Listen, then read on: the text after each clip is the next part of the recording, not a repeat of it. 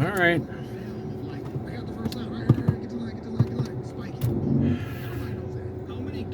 This isn't going to be fun at all.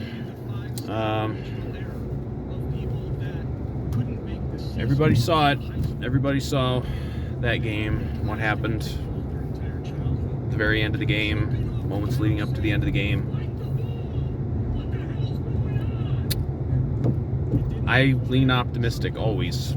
I mean, I irritate people quite often, especially online, with my optimism regarding the Vikings, even in times of despair, which I think we're in despair. The 2023 Minnesota Vikings season is over. It's over. There is no hope for this season. It's over. And not just because of the way that, not just the fact that they lost the game. I knew that person didn't know where they were going. Not just the fact that they lost the game, but the way they lost the game.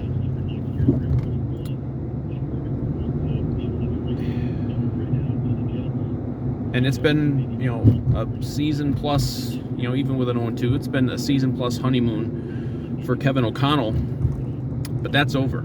The Kevin O'Connell honeymoon period is over. That was an absolutely disgusting display of head coaching that I saw today. Absolutely revolting. I don't know what, part of my optimism with this was that, okay, we were 0-2, but we have kind of, the extra bye. We lose to the Eagles, but it's like, that game was maybe there to be had. I was like, okay, they're going to come out. I thought this as soon as the clock hit 0 in the Philly game, that they're going to come out in this Charger game, and they are going to fucking kick ass. I was going to predict like a Vikings blowout win, because I really just thought they were going to just come out, and they're going to be so pissed off and focused and sharp, and they weren't. And they were messier than ever, and that's on coaching.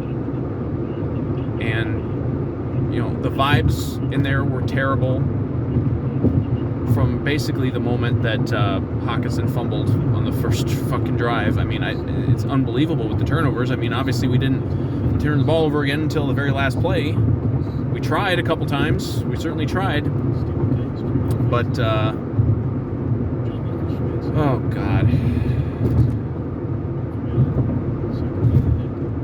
I might be taking the long way home. I might park and talk some more. I mean, this game did not have the stakes necessary to make it one of the all-time heartbreaking Vikings losses, because we've had a lot. We've had regular season losses where playoff berths are on the line, and we blew it. This is this can't be on that level. But I don't know how you can get a worse one in September. I don't know how you get a worse one this early in the season. The Chargers did so much to hand you this football game with penalty, and if we had won it, the Chargers would be saying, boy, we gave this game away with penalties and the fourth down, going for the fourth down. They were trying to fucking lose this game. Some of those penalties they were committing were just asinine. Like the one guy put a fucking elbow or something into, I think it was Addison's helmet, stuff like that. What are you doing? And even the fourth down, I guess I kind of agreed with doing it almost, because there wasn't a whole lot to indicate that the Vikings were going to stop anybody. But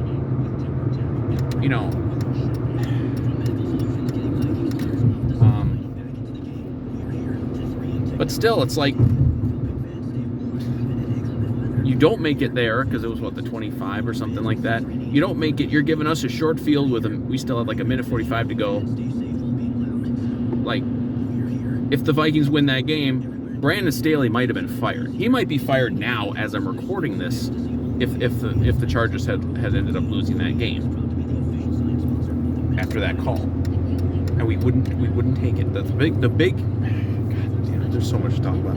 The big thing is the three drives where they all had a first and goal. I think they might have had a first and goal inside the 5 and all. Okay, well, for sure the first couple. First and goals inside the 5, and we come away three of those situations, 3 total points. The first one was in the first half. I think that was after we got the fumble. We actually got a turnover. We drive down there. It was the most like disgusting drive I've ever seen, because it was like we're doing stupid shit. They're doing stupid shit. We're inside the 5, and then we're screwing around. We force feeding the run, and then we're just these pass play calls that just weren't clicking the way for whatever reason. But it's on KOC. I'm sorry. I know we have Wes Phillips as offensive coordinator, but KOC's the one leading the way. It's like when Mike Zimmer had a defensive coordinator. Well, Mike Zimmer's the one still calling the play. Like it's when you have a guy like O'Connell, he's not deferring on play calling. He's doing it. He's got Wes Phillips consulting and maybe helping out here and there. But so we blow that. We only get the 3, but the game is there to be had. We had a fucking fourth quarter lead, and then we give it up. I mean, if you want a play that symbolizes how fucking cursed this goddamn Viking season is to this point, we have a deep shot where it looks like a Caleb Evans has an interception right in his hands. It clanks off his hands right into the fucking midst, right into the lap of the receiver, and it's a touchdown for the Chargers, and that was the one that put them up by 20-24. I mean, god damn it. I'm already on freeway here. I'm gonna park and talk. There's no way I'm finishing this in 10 minutes. Oh god. But the 2 at the end, the last 2 drives for the Vikings. The first one is set up, I think, because they just stopped them and they got to drive. They get down there. I'm always bad at this, remembering specifics about when things happened. I think that was the one where we got a couple of penalties to get us down there. I think we had 2 first and goals, I think, on that one. We can't punch it in. We're doing stupid shit. We're running the ball too much. We're running these low percentage pass plays where it's like you gotta throw it to the far side of the end zone. Like we have where are the slants? Like, for God's sakes, the Chargers ran about 20 slants on us today, and they hit on every single one of them. We don't seem to have any idea how to run a slant. And we've got Justin Jefferson and Jordan Addison, and we can't run a fucking slant. Or we don't even try.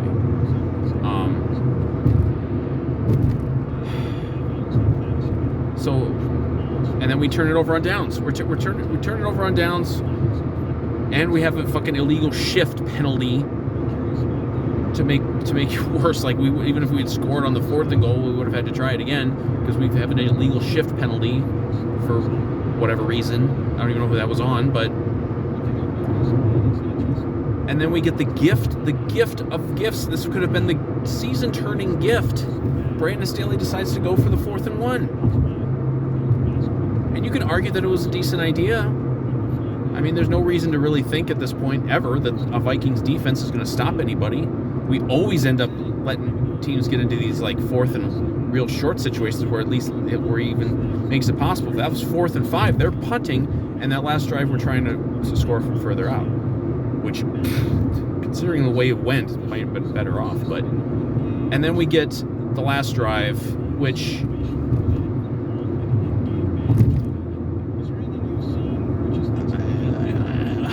how do you even describe what happened? Because first of all, it was like the second play. I mean, we got it back with like a minute 40, and we had to go about 25 yards. So it's like, okay, we kind of can. We don't have to really worry about. We don't really have to worry about time at this point. It's ironic. We didn't have to worry about time. Like, we got all the time in the world. Minute 50 to go 25 yards. Let's go. Despite all the stupidity, we're going to win this game, maybe. And like the second play, I mean, the first play was a deep, kind of a deep shot. They almost connected to JJ. It was somewhat close, but missed. Okay, whatever. Then 2nd and 10, you run. What the fuck are you running for? Why are you running up the middle in that situation? Yeah, you have the time to run, but you also have a little issue called a limited number of downs to work with. You only have 4 downs to work with, and you just wasted one of them running up the middle with Madison. And maybe we'll talk about Madison. I might be going for a while on this. I'm going to find some place to park. I'm going to be home too soon.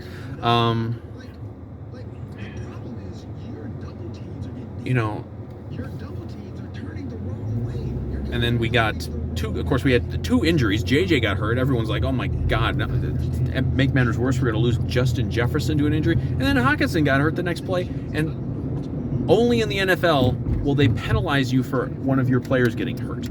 They push us back 5 yards. We get back into a 4th and I think it was like a 4th and 4 or something like that. And game on the line. Kirk dumps one to Hockenson. He's this first down. Here we go. First down. I don't even remember what the yardage was. It was definitely in 1st and goal. And then I will never understand what the hell was happening. He catches the ball. There's maybe it was just under 30 seconds. Why are you not rushing up there? You don't have to necessarily spike it there. You could rush up and run a play because you got enough time there, probably to run 4 plays. You could run 4 plays, 4 quick pass plays in 25 seconds or even 20 seconds. Instead, they're calling it a play for the fucking sideline. What are you doing? Go cut KOC, what the fuck are you doing? Don't call it a play. And some of this is on Kirk too. And I'm rocking the 8 today, but some of this is on Kirk too. He should have just told KOC to just go fuck himself and just rallied everyone up there and spiked the ball. Because I don't know what the fucking thought process is there. Her throat on that. I don't know what the thought process is there. You would think, and maybe this wouldn't have worked anyway, because this fucking game and this fucking season are cursed at levels we've never even seen as Vikings fans. But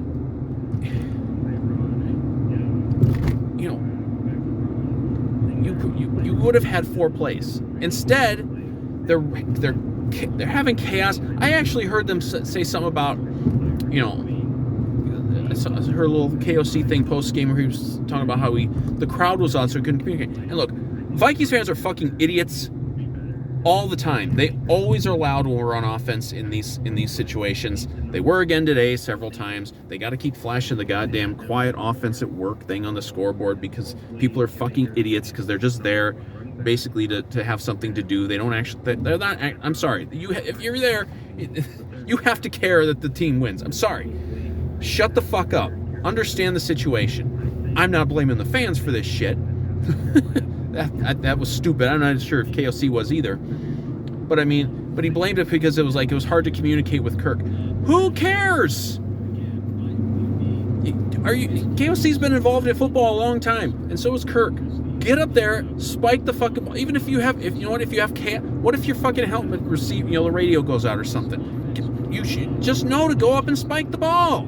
Maybe there's some chaos and you lose, maybe you only have time for 3 plays or something. Who cares? Get the fuck up there, spike the ball, and, calm it all down and let's go. Instead, they're running all this goddamn clock off, and then they're panicking and they're having to run a play because now you don't even really have time to spike it and run 2 plays. Even if you spike it there, you're probably still only going to get 1 play. And they rush a throw. I couldn't really see. It was literally the opposite end of the stadium. But, I don't even know who was the intended receiver. But you're rushing a throw. And the receivers are panicked too. Because, it's just chaos. Key point of the game. Key point of the season. This was your one moment where you could maybe turn the season around. Even if an ugly win, who cares? If you get a walk-off ugly win, take that 100 times out of 100. And you throw it, and it gets like batted up in the air and picked off, and you're losing your 0-3. And it didn't have to happen. My God, this was a KOC problem last year. Like, everybody saw it. He was not good at things like short yardage play calling last year. But you assume, like a dope, that experience will help him out in year 2. And boy, it sure hasn't, because it's been dreadful through 3 games. Today you even had a bit of a running game, and it was still bad. You'll take this level of running production every single time. But then when they're feeding it, like, stop. Like, Madison is not going to just, if you're giving Madison the ball, like, at the 5-yard line, he's not going to just blow through anybody to get in the end zone. I need a sip of water. I hurt my throat on that one. Oh my God, this was just fucking revolting. I'm so mad. Probably makes for a good video, but I'm sure there'll be a lot of Lions fans and Packer fans who will be reveling in the demise of the Vikings, and it is the demise of the Vikings because our season's over. But to make matters worse, the Lions win, and even though the Saints led the whole fucking game, they lose their quarterback, and that lets the Packers come back and win too. So great, fucking wonderful football season.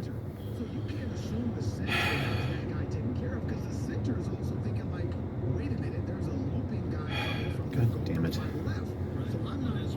But this game was lost through coaching. I mean, there's no other way to see it. I mean, it was just a disaster. Everything was a disaster.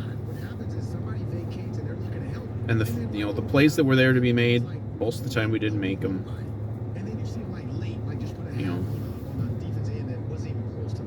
I didn't think Kirk. I mean, Kirk ended up with some pretty damn great numbers. They flashed it late in the game. I mean, he didn't throw for as many as Herbert, but he had a big game, and he had some great, like, if we don't fuck up those 2 late drives, it's another one of the classic Kirk comebacks, because he hits Osborne on that 4th down throw, which was a fantastic throw.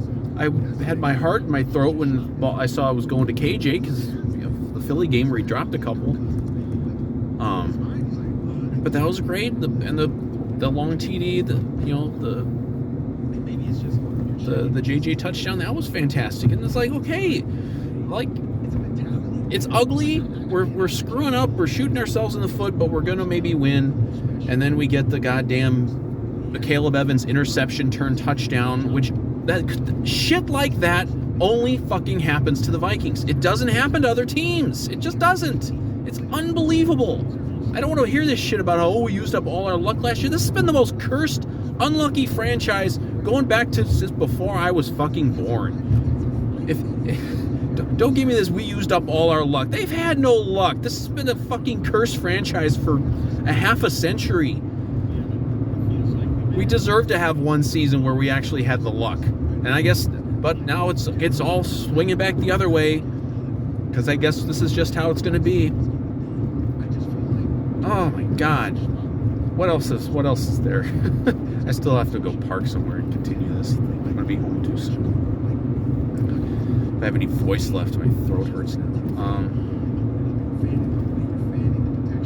But I mean, it's the same, like, Philly game, whatever. That was going to be probably lost no matter what. But I mean, the Tampa game, you turn the ball over too much. I mean, you turn the ball over too much, and in just terrible spots.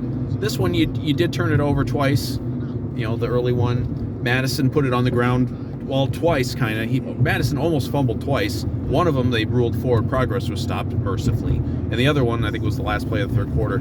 He was ruled down by contact. I don't know. And we dropped a couple passes too, and I think there was one. There might have been 1 or 2 plays where we could have made it on defense. Maybe gotten an interception, dropped it.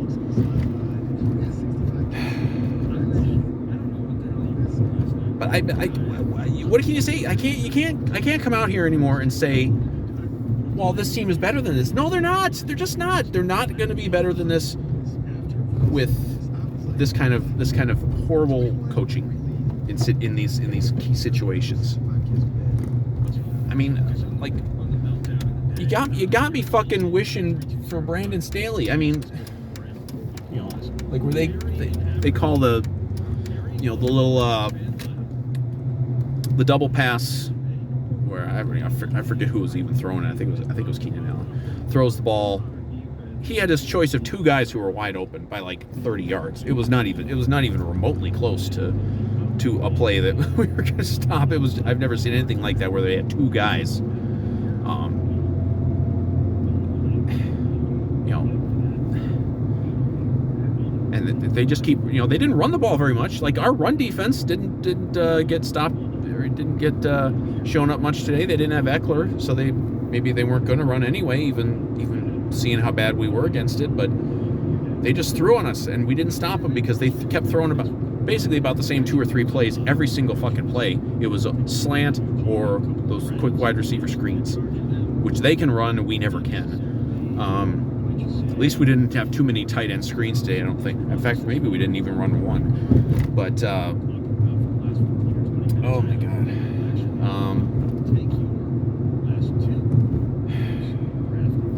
Like they saw what our weakness is, and they just kept hitting it. Meanwhile, KOC, I mean, I'm like, okay, we could run the ball. We could run the ball a little bit today. Madison had some good runs. Ty Chandler had a couple good runs. You know, we ran the ball effectively. We ran for more yards, I think, by like halftime today, or certainly by the end of like the third quarter than we had the whole first 2 games combined. Okay, great, but the Chargers' pass defense is fucking horrible. So why are we not focusing on that at all costs? And why you know, like, first quarter was over and JJ didn't have a target yet. Like, why is that the game plan? Like, I understand that you want to be able to run, but, you know, pass for show, run for dough. Let's gash these fuckers through the air, which you should be able to do, and then you can work on your run game. And your run game was fine. But then he was feeding the run at times that when you don't want to run. You need to be throwing. I'm sorry, you're trailing in the fourth quarter. You need to be throwing the fucking football. Even if you're inside the 5. Like, I'm sorry, Madison's just not the guy. He's not the guy who's going to be, you know, you're not going to feature him. Oh, my throat's sore. Oh my god. I'm trying to get to my little spot by the lake.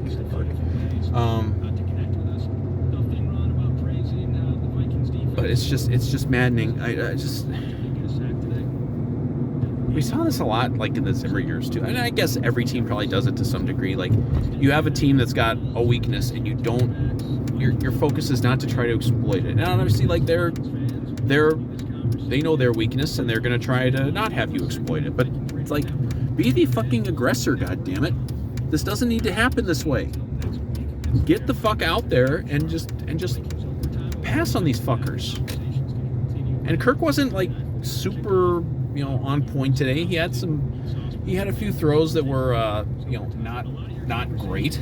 All right, I'm finally gonna park here because there's no way I can't stop. I can't stop discussing this game.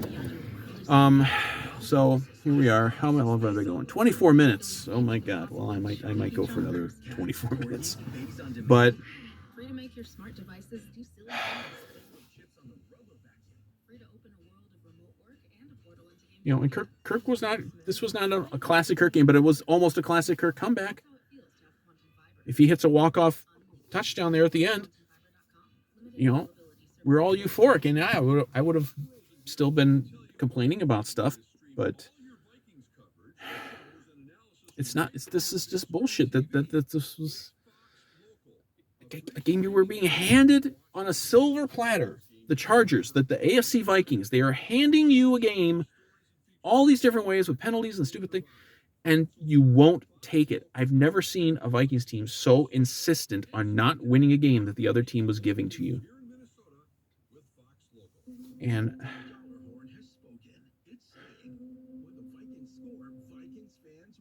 the vibes from that first Conkinson fumble, man, it was just like, God, don't do this again. You know? And our defense was not good. Like I might as well, Brian Flores. I don't know. I was not expecting a miracle worker in Brian Flores. Okay, we all see that this isn't just a coaching issue; that there's also a personnel issue. But try something new. And to his credit, the pressure did start to get there a little bit in the second half. I think Hunter got to him for an actual sack, actually stripped the ball, almost got the ball there. That would have been nice. I don't remember exactly which drive came after that, but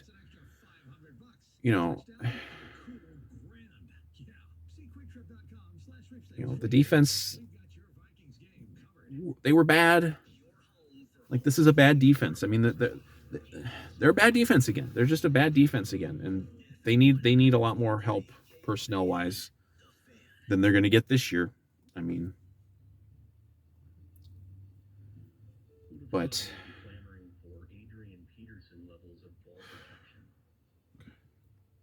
I mean, it's.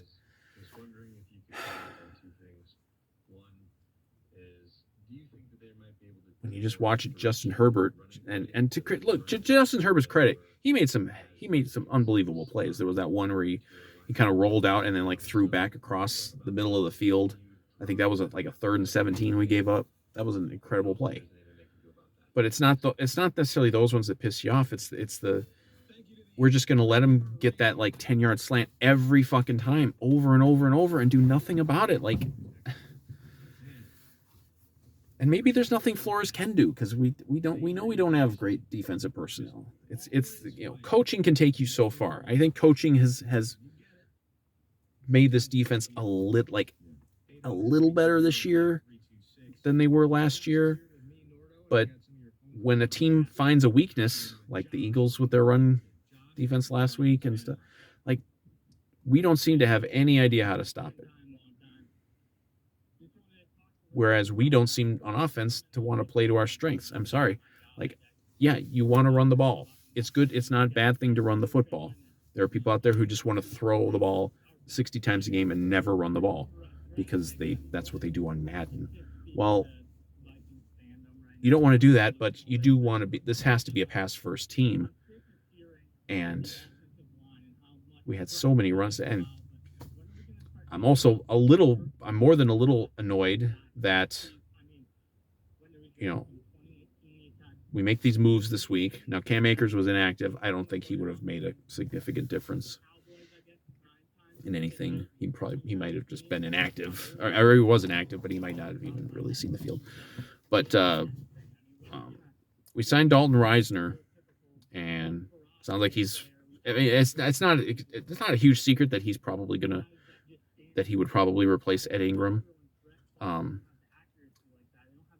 And he was active. And you could say, well, maybe it's just he's only been here not even a full week. But we let Ed Ingram go out there today and get destroyed on blocks over and over and over. He committed a couple penalties. We're just letting him do this. The first time he whiffs on a block and gets Kirk in hit or getting him pressure, Ingram's ass should have been on the bench. Instead, Reisner's on the bench, and we're letting Ed Ingram just continue to be out there when we maybe have somebody who can step in now. I mean, and Kirk was getting hit. It was another day where just Kirk was getting hassled the whole fucking game. I don't know how many sacks they ended up with. They didn't end up with too many, but Kirk was getting pressured all the time. And he was off on some throws until kind of later in the game when he kind of caught fire a little bit. But what's the point of signing Reisner to replace Ingram, which is what they did? If you're going to, you could say, well, maybe this is Ingram's last shot, because we kind of saw with Madison, like, we go get Cam Akers and Madison. Maybe that's why Madison ran a little more authority today, because he's like, well, I'm gonna start to lose carries here if I don't really get it going. Well, so that worked, but then the Ingram thing, you just let Ingram stay out there fucking up drives. There was one. I think it might have been the drive where they only got the field goal. Ingram fucked up 2 plays. Like, get him out of there. I'm sorry. Get him out of there. Like, he's not improving. You go into the season thinking, okay, KOC is going to improve on some things that he was bad at in year 1 as a coach, and maybe Ed Ingram will make an improvement in year 2. And these things are not happening. They're not happening. Maybe Lewis Cine will get out on the field. That's not happening. These things that you expect certain amounts of improvement, and none of it is happening. And we're 0-3, and I don't know what to look forward to with this season. Our next 2 home games, we got to play the Chiefs and the 49ers. What the fuck's going to happen in those games? And those games are probably going to be tough anyway. But I mean, if you deal with if we've also got at Carolina next week, and then at the Bears in 2 weeks, I believe. So you think, okay, you win this game, get your footing a little bit. You're 1-2, and then maybe get to 2-2, and then maybe you're 2-3, but then maybe you're 3-4. The 3-3, and then maybe 3-4 after San Francisco probably comes in here and runs for about 400 yards on you. But you still have a season. Now you're 0-3, still staring at those 2 other games, and you're back to staring up at 2 games at Detroit and Green Bay. You blew the nice little bump you got last week by those 2 teams blowing games. Well, now you blew another game, and you can't even talk about the division. I'm sorry, like, I still don't think Green Bay or Detroit are any good, but it doesn't matter. You haven't won a game. 0-3. 2 home losses to teams that you should have beat. You should be 2-1 right now. I'm sorry. You should be 2-1. So instead of being 2-1 and working on your problems, you're 0-3 and your season is over. And I am not ever going to be one of these tank Nazi fuckwads who are jerking themselves off right now talking about Caleb Williams. Guess what? You put Caleb Williams in this offense, behind this offensive line and some of this play calling, he's going to get the shit kicked out of him too, and you're not going to win games either. Wake up. These people are just going to jerk themselves off for the next 14 weeks now, celebrating every time we lose a game because they think they're going to get this magic elixir quarterback. It doesn't work that way, you fucking assholes. All the tank Nazi shit is just going to be out of control. But hell, you think they were tanking with the way they insisted on giving this game away today. I don't know. Is there anything else to talk about with this game? Greg Joseph didn't miss a kick. That was nice. You figure the way that thing was going on, he's going to miss one of these PTs or some shit. Hell, Ryan Wright had a couple touchbacks. Did he have like 1 touchback all last year? He had 2 of them today. Even that wasn't working out.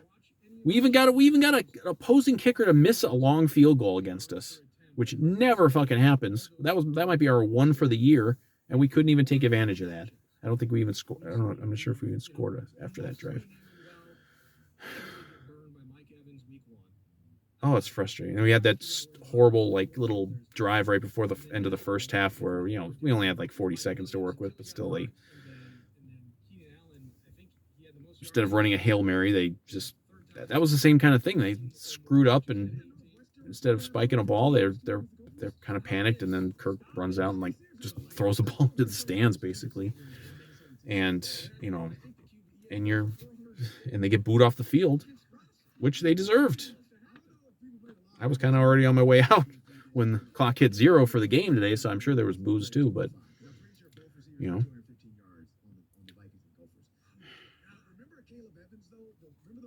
and it opens it up to all the little bandwagon Lions fans and all the dipshit Packer fans to just talk a bunch of shit. I'm not even sure I'm going to let comments be on this fucking thing because I don't want to hear it from you people. Go enjoy your season while we're sitting here at 0-3 and cursed. You fucking assholes. You're not going to win the fucking NFC anyway. It's going to be San Francisco probably. But it's nauseating the way they lost this game. This is not the worst Vikings, certainly not the worst Viking loss ever. I mean, for God's sakes, we've had playoff losses that make this look like nothing. But and late regular, but man, as far as like an early regular season loss, this is about as bad as I've ever. I can't even think of one off the top of my head. I know there was that one where another season where we started 0-3, where we blew a game late to the Browns, where we gave up a touchdown like in the last minute to the Browns and lost a game. And but it's like the second day of fall and the season's over. That's why these tank Nazi fucks, I hate them. Like, how is that fun for you? It's the first day, like the first weekend of fall. The fucking season's over. How is that fun for you? Because you might get some sort of quarterback in the draft next year. Well, that's 3 more months of just miserable Sundays. That's not something that I consider a good thing. And I'll say, look, I'm not in favor of. I'll never be in favor of tanking. But I'll say this: if Kirk Cousins is willing to waive his no trade clause, if he sees the writing on the wall here that if he doesn't want his Vikings career to end with another 14 games of a lost season and dealing with all this bullshit and dealing with some really fucked up play calling and just cursed luck, if he wants to go to the Jets, if he wants to go somewhere else, if he wants to waive his no trade clause, do right by Kirk Cousins and let him go, because he does not deserve. He is doing everything he can fucking possibly do behind this terrible offensive line for 2 games, no running game, horrible turnovers that aren't his fault, terrible play calling, terrible situation, things with clock management and everything. He doesn't deserve this. He does not deserve to have this become, a 5-12 type of season. When he could maybe go somewhere. And I don't know if he even wants to go somewhere. Like, would he even want to go to the Jets? If you put him on the Jets right now, does that make the difference for the Jets? I think the Jets lost again today. Does that make a difference? I don't know. I mean, he'd obviously be better than Zach Wilson for them. I mean, if I'm a Jets fan, I'm looking at that like, hey, the Vikings are 0-3. Let's try to get Kirk. But like, he doesn't deserve this shit. And I'm also not as pissed off as I am right now at Kevin O'Connell. I think this was his absolute worst game as an NFL head coach. Not even close. There are people already calling for him to be fired. Give me a fucking break. There's no way in the world, unless there's some sort of like off the field misconduct, that you're going to fire a coach who went 13-4 last year, got you to the playoffs. Yeah, you're trending to maybe go the reverse record this year, but you're not going to fucking fire the guy. I'll say this though, if these issues continue throughout the season, he will go into 2024 on the hot seat, because this is the NFL, which stands for not for long, and it's not going to matter if you've got some new quarterback, because odds are if you get a rookie quarterback, whether it's Caleb Williams or whether it's any of these other guys, it doesn't matter. The odds are you're not going to win next year. So, he'll be on the hot seat, and we'll see what happens. But this was a disgusting loss, and it shouldn't have happened. It shouldn't have even come down. It shouldn't have even needed to come down to stupid shit in the last 30 seconds of the game. They're handing you the game. The Chargers are telling you, hey, Vikings, go win this game. We don't want it. And we said no. We said no. We don't want the win. We don't want the win. And I will have nightmares for weeks about what took place at the end of this game with the chaos, because it was disgusting. It should not have happened. I don't care what the situation is. Clock a fucking football. Give yourself 4 shots. You got to get somebody open in the end zone in one of the 4 shots. And maybe if a guy drops it, whatever. that's life. But you don't even give yourself a shot.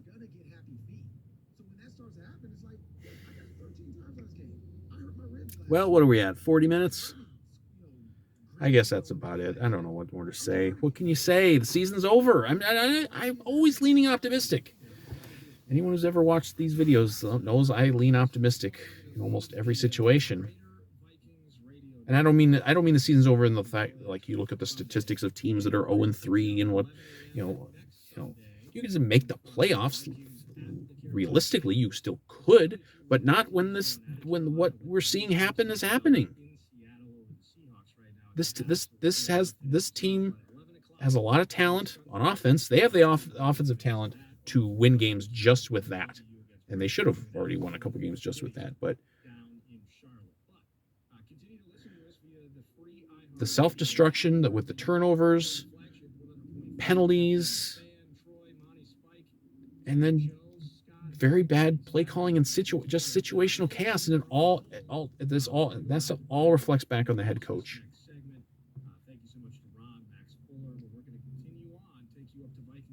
And that's how you go from winning 11 one-score games to now being 0-3 in one-score games. And yeah, the second one was, it became a one-score game with a late score, but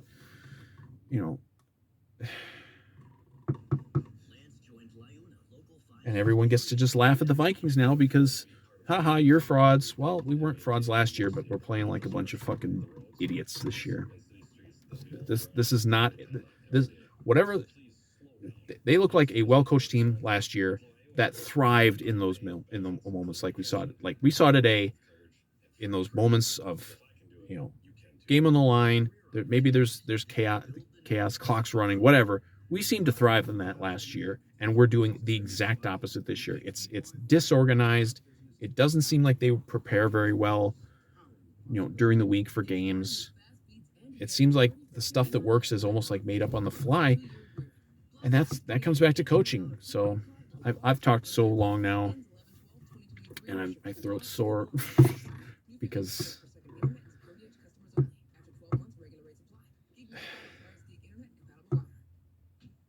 so to say again, I think this is an 0-3 team that shouldn't be 0-3, but they are 0-3 because specifically for this game because of the head coach, who was terrible today, and this was the worst.